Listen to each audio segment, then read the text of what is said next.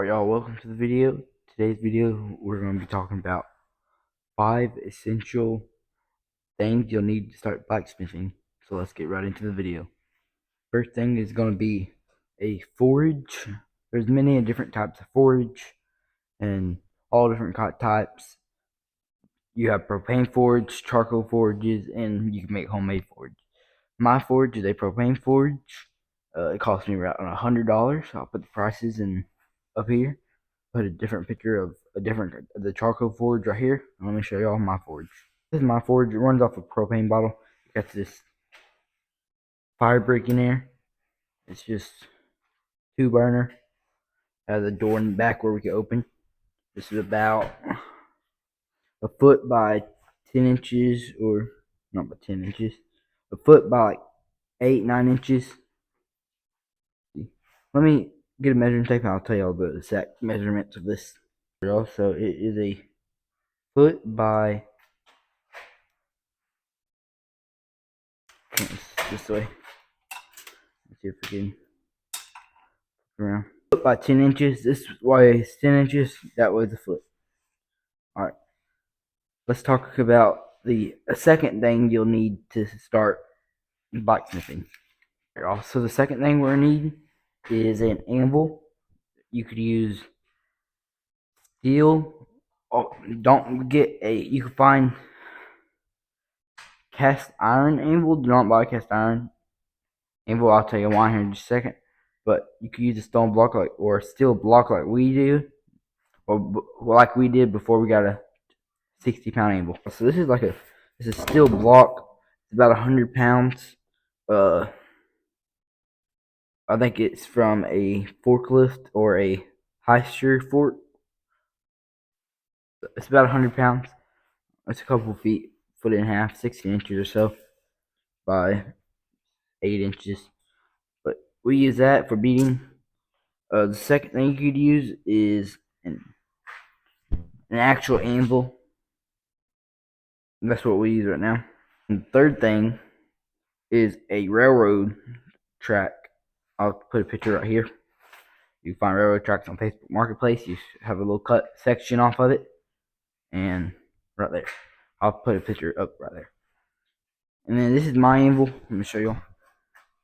This is the anvil that I use. It works best for me. It is a 60-pound anvil, stainless steel. We'll cut a little notch into a stump, and you can wrap a chain around it to keep from the noise and stuff, and make sure you put it on a log and not a steel table like this one right here, because it will bust your eardrums if you have it on a steel table. So make sure you put your anvil on a stump. But this is the anvil that we use. It is a 60-pound anvil.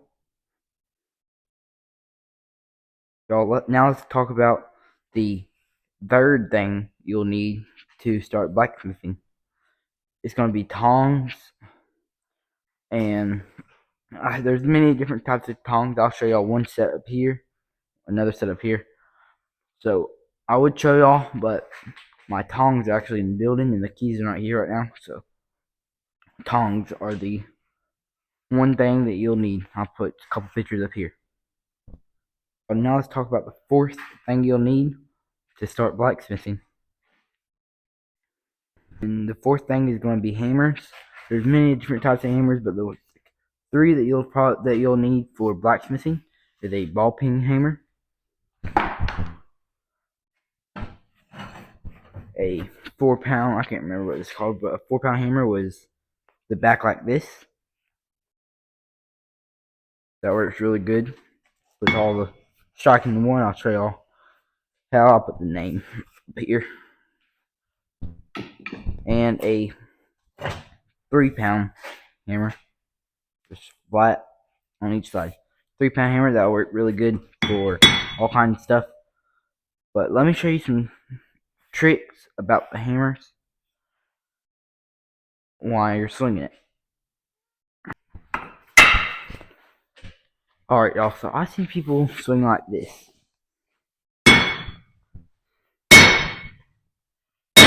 Just like that. Don't do that. That will wear out your arm, and it can mess up your shoulder in the long run. So do not swing like that. Use the bounce. Use the bounce off the anvil to hit. Let me show you. I found this bolt to show y'all. I do not recommend pliers, but my tongs are in the building. But this will work. If pliers are the only thing you have, it will work. But these 5 essential things will get you where you can start blacksmithing, and then you could build your other tools with your forge and stuff. Let me show you. I'm show you a couple other things that are good to have, but let me just turn it around a little bit right here. Alright, so never swing, this is a 4-pound hammer, and never swing it like this. Long runs will break your arm, hurt it. Use the bounce. Can y'all see the bounce off this? The bounce off the anvil? Use that to your advantage. So,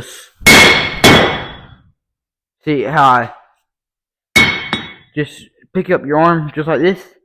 Don't swing like that. It could really hurt your arm, mess it up. Use a bounce, so strike it right here in the middle. There's my thing. Strike your hammer right there and bounce it off. You're gonna strike your hammer right here on the anvil, bounce it off, and then hit the bolt. And that will keep your arm in better shape. And you could do more work without being wore out and stuff. But let me show y'all.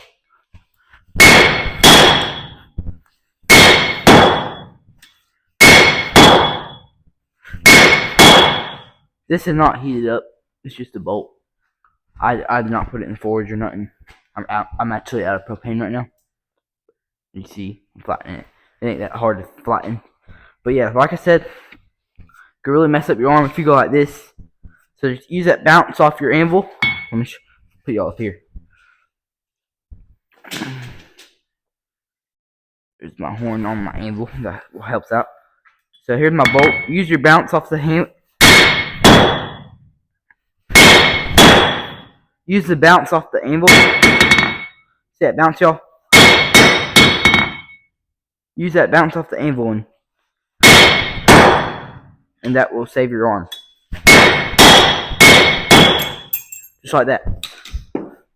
Now, let me tell y'all the 5th thing about to start forging. 5th thing is going to be safety equipment. You should never start forging without safety equipment. And let me show y'all some stuff, because safety, if you don't have safety equipment and stuff like that, a forge could very easily, like if you have like a wood shop, a forge could very easily light it into flames and burn it all down. So safety equipment's a thing that you should consider before you get a forge. Now the main safety equipment that you should have is safety glasses, leather gloves, because whenever you're pulling out hot metal out of the forge at 2,000 degrees, that can very easily take your finger off. So leather gloves, safety glasses, and a leathered blacksmith apron that will keep you from burning yourself. So a leather apron for blacksmiths. It's a blacksmith apron, but safety glasses, leather gloves, blacksmith apron, that all help. So let me show y'all some of the things that you could build after you get your forge, your anvil, your hammers, and your tongs. I'm gonna show you some tools that you could build that you don't have that you might need. You need, but ain't the main thing to start blacksmithing. So I'll show y'all everything that y'all need to blacksmith, but you don't need them to as much as your forge and your anvil and stuff like that.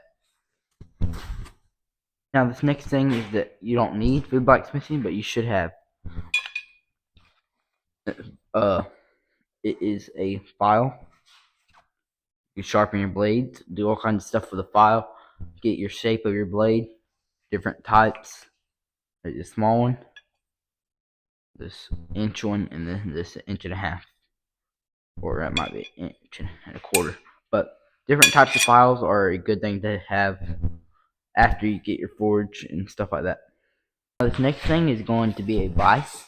You can use vise for all kinds of stuff to hold your metal and all kinds of other stuff like that. This is a 4-inch vise. I might flip. This vise over here is a 3.5-inch vise. That's a pretty good vise for all kinds of other stuff like that. That's the main vise that we use right now.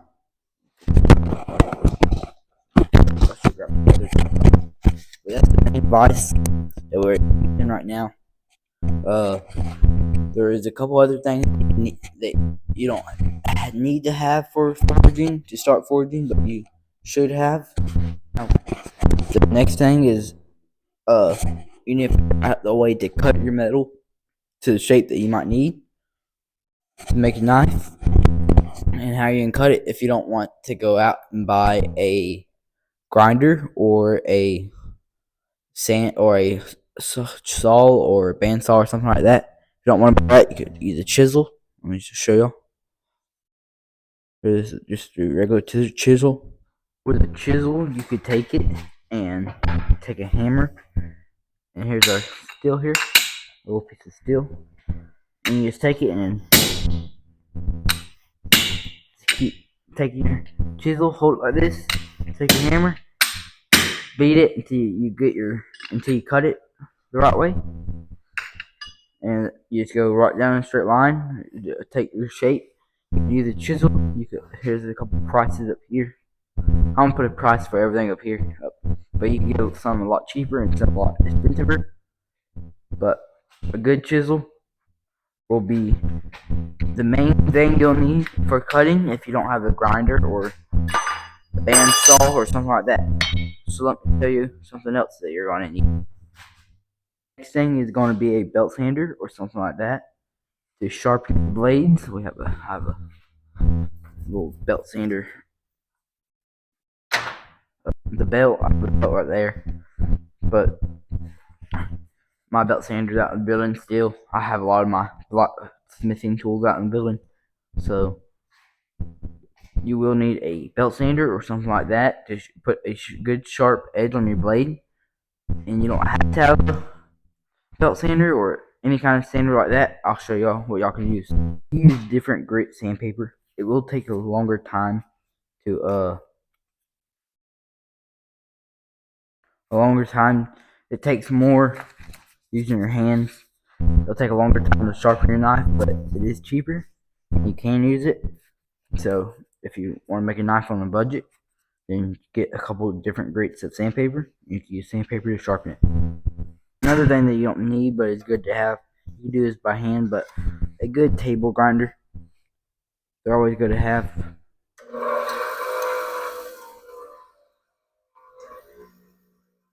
They're always good to have to shape up your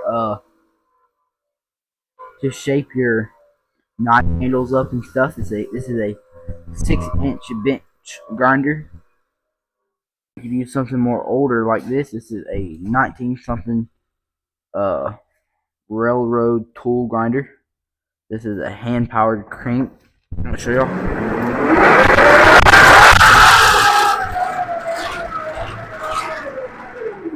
So this is a old grinder.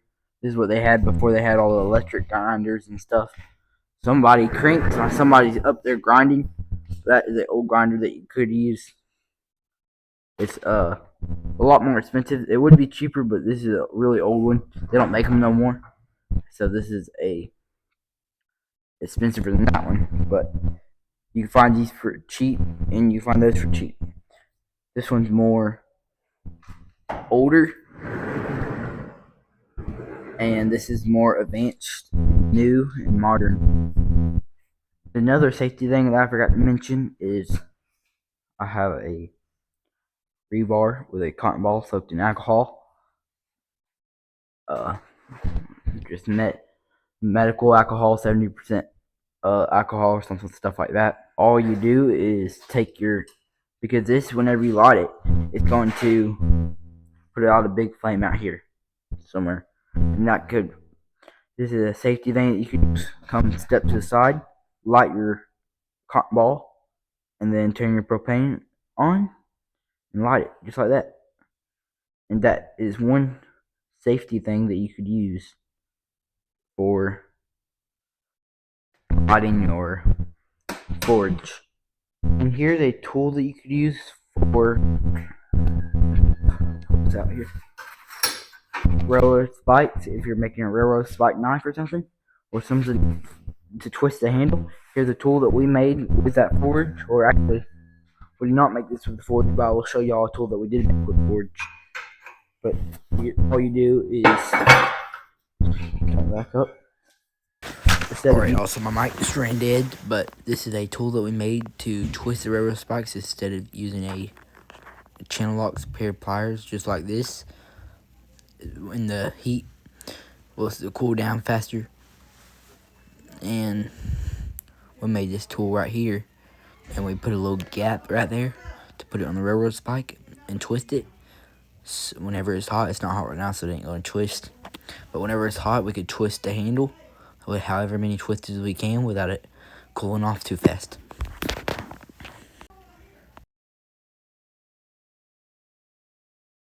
Now the next thing you're going to need is a good workbench. You can do it on the ground, but the ground, it could hurt your back bending down and stuff, so the next thing you will need is a good workbench to put all your tools on.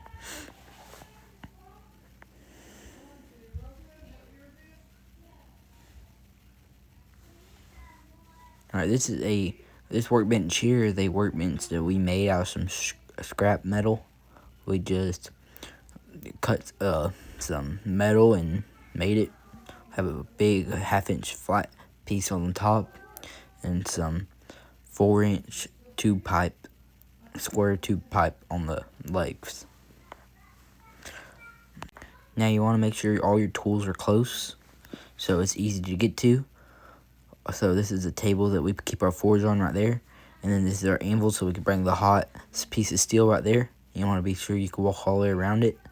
And then over here is a stump that we keep some other stuff on, like another bigger piece of vise.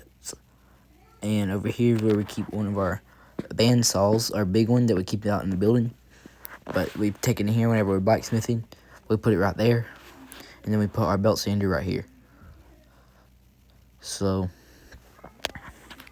that's about it. I'm not really sure what I said because my mic ran dead. So I'm voice over right now. But good hammers and a lot of other stuff.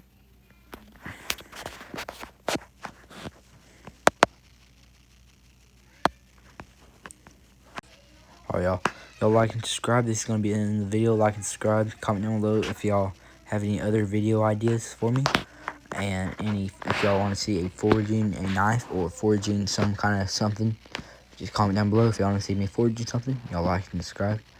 I will turn y'all's post notifications on so y'all get notified whenever I make a new video. Like, subscribe, and I'll catch y'all on the next one.